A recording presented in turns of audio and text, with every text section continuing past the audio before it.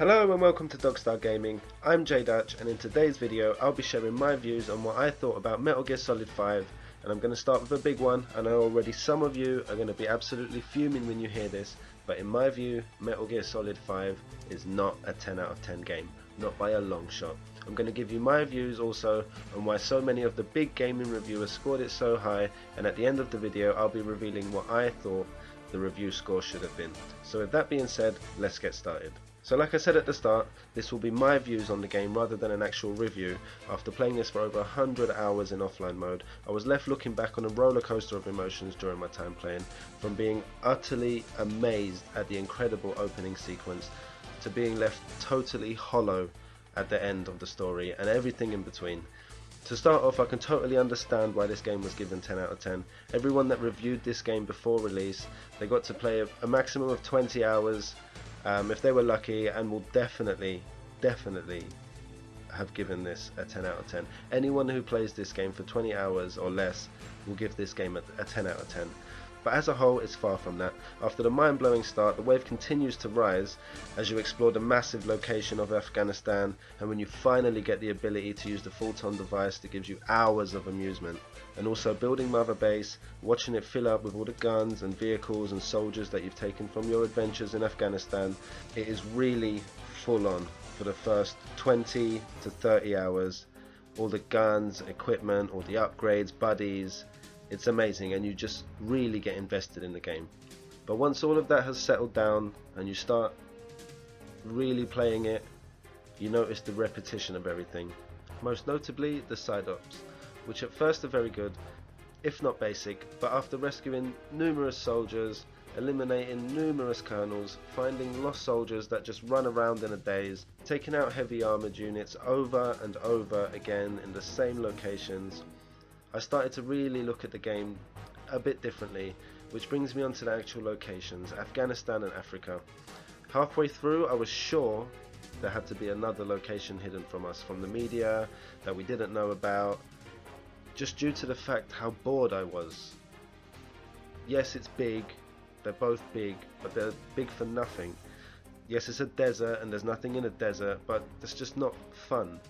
And Afghanistan has just so many huge mountains. Snake, he can't even climb over a 1 foot little step, let alone a mountain. So getting around becomes really tedious, and you have to pass through every single guard post. Africa in this case is better, it's very flat, you can drive around from place to place not being noticed. But there's nothing, these posts and the guards, there's just 4 soldiers, a table, some beds, it's just copy and pasted all over. There's nothing to explore, and you will visit everywhere many times. You will have side ops there, you will have main missions there, and it can get very messy in terms of the storyline, which is a huge disappointment. Like, huge. Metal Gear Solid is known for storylines, and even with the tapes that everyone is talking about, oh, but with the tapes it fills everything in. Yeah, but it's still so thin.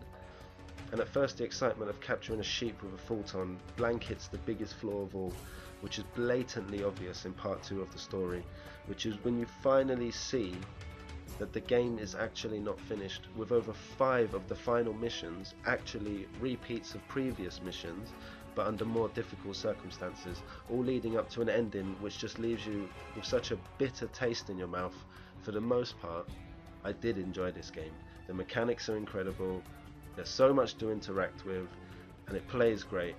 But the second half is such a grind, and it really changes from a game you look forward to playing, you know, at any free time you have, you want to play it, to a game that you just sort of have to grind it out and stick to it. You just want to finish the story, and it's such a shame that it turned out like this. And I've read the second half was intended to be a huge ending involving Eli somehow, but due to problems with Konami and Kojima, this had to be scrapped, and we were given a botched together ending. And with that, I feel the review score Metal Gear Solid 5 The Phantom Pain in offline mode should have is a 7 out of 10. Let us know in the comment section what you thought. We'd love to know what you'd give the game, and also whether or not you agreed with our score.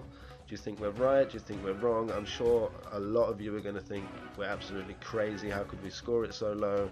But you know, I've given you my reasons why, and I did really thoroughly enjoy the first half of the game. And yes, that was a 10 out of 10 game. But the second half is a 5 out of 10 game. So you meet it somewhere in the middle and you get a 7 out of 10, but a high 7 out of 10, I'd say. For more gaming news and reviews, make sure you subscribe, and until next time, take care.